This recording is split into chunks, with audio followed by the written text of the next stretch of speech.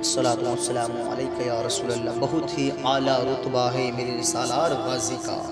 بہت ہی اعلیٰ رتبہ ہے میرے سالار غازی کا، زمانہ کیوں نہ ہو شیدا میرے سالار غازی کا۔ غلاموں آؤ آؤ اپنی اپنی جھولیاں بھر لو، یہاں پہ پڑتا ہے صدقہ میرے سالار غازی کا، یہاں پہ پڑتا ہے صدقہ میرے سالار غازی کا۔ اگر خلد بری کی طلب ہو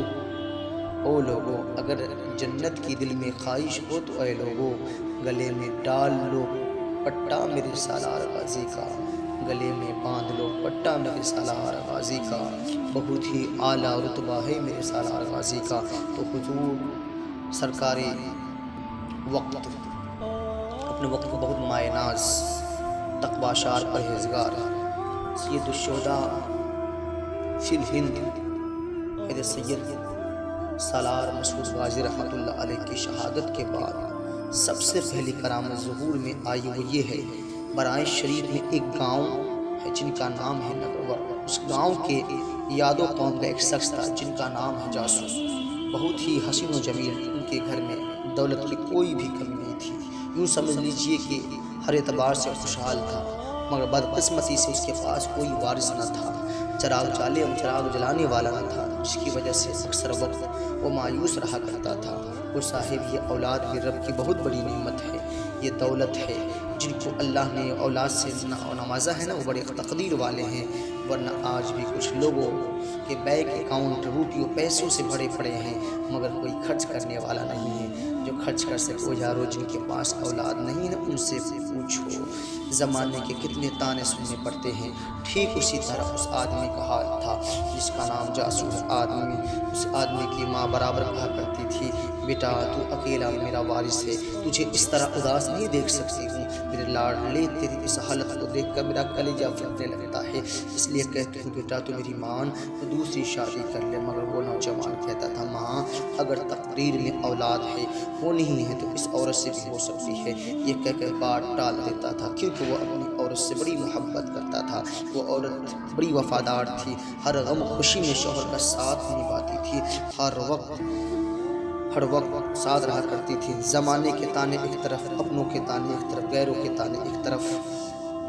ان کی ساس برابر انہیں تانا مارا کرتی تھی، ابھاگن ہے دل باج ہے کیوں نہیں چلی جاتی میرے بیٹے کی زندگی سے، مگر سب کچھ خاموشی سے سن لیتی تھی، اپنے شوہر سے کبھی نہ بتاتی تھی ماں کے شکوے کے لیے۔ زمانے کے تانوں نے جینا دشوار کر دیا تھا۔ ایک دن چپکے سے بغیر کسی کو بتائے وہ غازی سرکار کے دربار میں پہنچتی ہے اور مجاور سے ساری پریشانی زیادہ کروڑوں کو فریاد کرنے لگتی ہے۔ مجاور نے کہا، اے خاتون، اے میری بہن، وہ سامنے جو دربار تمہیں دکھ رہا ہے وہ سخی ابن سخی کا روزہ ہے، وہاں جا کر اپنے فریاد ہو،